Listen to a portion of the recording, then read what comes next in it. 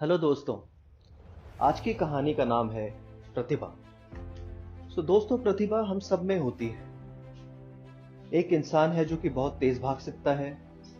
एक इंसान है जो कि बहुत इंटेलिजेंट होता है, या कोई और इंसान हो सकता है जिसकी इंटरपर्सनल स्किल्स बहुत अच्छी हो।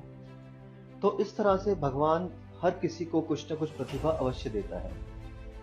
जरूरत है तो अपनी प्रतिभा को पहचानने की। जो इंसान समय रहते अपनी प्रतिभा को पहचान लेते हैं और उस पर काम करते हैं, तो दोस्तों वो अपनी जिंदगी में बहुत आगे निकल जाते हैं। इसके विपरीत अगर कुछ लोग हैं जो अपनी प्रतिभा को नहीं पहचान पाते या उस पर काम नहीं कर पाते, तो वो जिंदगी में बहुत पीछे रह जाते हैं। इस बात को एक कहानी के माध्यम से समझते हैं दोस्तों। एक अमेरिकन बिजनेसमैन था।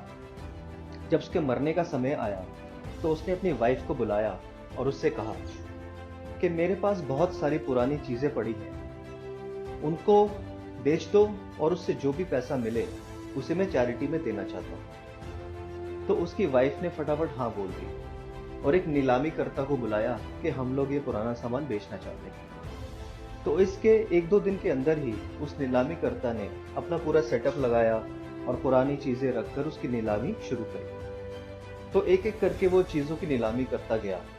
फिर उसने देखा एक बहुत ही पुराना सा वायलिन उन कबाड़ में पड़ा हुआ था। वो उस वायलिन की स्ट्रिंग्स भी ढीली थी, उस पर बहुत सारी धूल भी जमी हुई थी। तो उसने हंसते हुए उस वायलिन को उठाया और बोला कि इस वायलिन का कितना प्राइस रखा जाए? क्या आप $500 से शुरू करें? नहीं नहीं नहीं, $500 तो इसके लिए बहुत ज्यादा लग रहा है। चलिए $400 कर देते हैं। नहीं नहीं, $300, $200। ऐसा कहते हुए हंसते हुए उसने वायलिन एक साइड पे रख दिया। उसको लग रहा था कि ये बिल्कुल बेकार है और इसको इसका कुछ भी नहीं मिलेगा। तभी उसे एक आवाज आई। उसने देखा कि सामने दर्शकों की पंक्ति में एक बुजुर्ग व्यक्ति बैठे हुए थे। उन्होंने उसको आवाज लगाई और बोला, क्या मैं इस वायलिन को देख सकता हूं? तो उसने कहा, हाँ जरूर, आप इसको देख सकते हैं, आइए। तो वो बुजुर्ग व्यक्ति उसके पास आए और उससे वायलिन ले लिया। उसने बड़े ही प्यार से उस वायलिन को साफ किया और उन बुजुर्ग व्यक्ति ने उसके स्ट्रिंग्स को टाइट किया और एक चेयर पर बैठ गए। तो चेयर पे बैठते ही उन्होंने इस वायलिन को बजाना शुरू किया। और दोस्तों, जैसे ही उन्होंने बजाना शुरू किया तो जितने भी लोग वहां पे बैठे हुए थे सब मंत्रमुग्ध से हो गए। ऐसा वायलिन उन्होंने अपनी जिंदगी में कभी पहले सुना ही नहीं था। इसके अलावा और भी जो लोग वहां से जा रहे थे उन्होंने भी वायलिन की आवाज सुनी और वो भी लोग वहां पे आके उसको सुनने लगे। सब एकदम अपने हैरान होकर सुन रहे थे कि इतना अच्छा वायलिन इतने बुजुर्ग व्यक्ति कैसे बजा सकते हैं। तो काफी देर बजाने के बाद उन बुजुर्ग व्यक्ति ने वायलिन वापस उनको नीलामीकर्ता को दे दिया।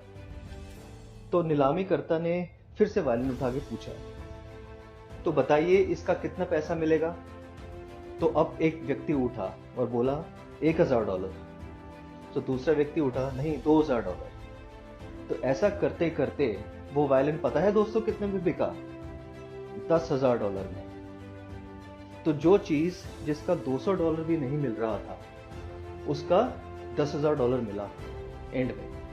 तो दोस्तों, इस कहानी से हमें क्या शिक्षा मिलती है कि अगर हम अपनी प्रतिभा का पूरा इस्तेमाल करते हैं तो वो चीज हमें पूरी की पूरी वैल्यू अपनी लाइफ में दे सकती है। तो अगर ये वायलिन उन वायलिन वक्ता ने नहीं बजाया होता तो फिर उसका दाम उनको नहीं मिलता, क्योंकि वो वायलिन की असली कीमत लोगों को नहीं पता चल पाती। दोस्तों, इसी तरह हम अपनी प्रतिभा को अगर निखारेंगे तो हमें उसका पूरा वैल्यू मिल सकता है। लेकिन जनरली होता क्या है कि हम अपने नॉर्मल रूटीन में लगे रहते हैं, अपने नॉर्मल काम में लगे रहते हैं, जैसे कि हम जॉब कर रहे हैं या बिजनेस कर रहे हैं, तो हम कुछ ना कुछ करते रहते हैं।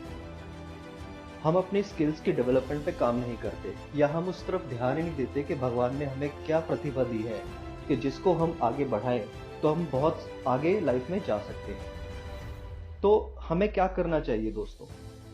हमें करना चाहिए कि हम अपनी प्रतिभा को दिन ब दिन बढ़ाते रहें। हम उसको आइडेंटिफाई करें कि हम इस चीज में अच्छे हैं, हमें उसको फर्दर डेवलप करना चाहिए। अब हमें अपने अंदर रोज रोज कुछ ना कुछ परिवर्तन ऐसे लाते रहने चाहिए कि हम अपडेट अपने आप को रख सकें, हम अपनी स्किल को पूरी तरह डेवलप कर सकें। तो जैसे जैसे हम अपने परिवर्तन लाते रहेंगे वैसे ही हम आगे जिंदगी में बढ़ते रहेंगे। यदि हम नॉर्मल रूटीन में लगे रहेंगे तो फिर हम वही करते रह जाएंगे और हम भी अपनी जो स्किल है उसका पूरा पोटेंशियल भी यूज नहीं कर पाएंगे। तो दोस्तों, आशा करता हूँ आपको इस कहानी से पूरा मतलब समझ आ गया होगा। तो अगर आपको ये वीडियो पसंद आया है तो कमेंट बॉक्स में जरूर लिखिएगा। प्लस मेरे वीडियो को लाइक कीजिएगा और मेरे चैनल को सब्सक्राइब जरूर कीजिएगा। धन्यवाद।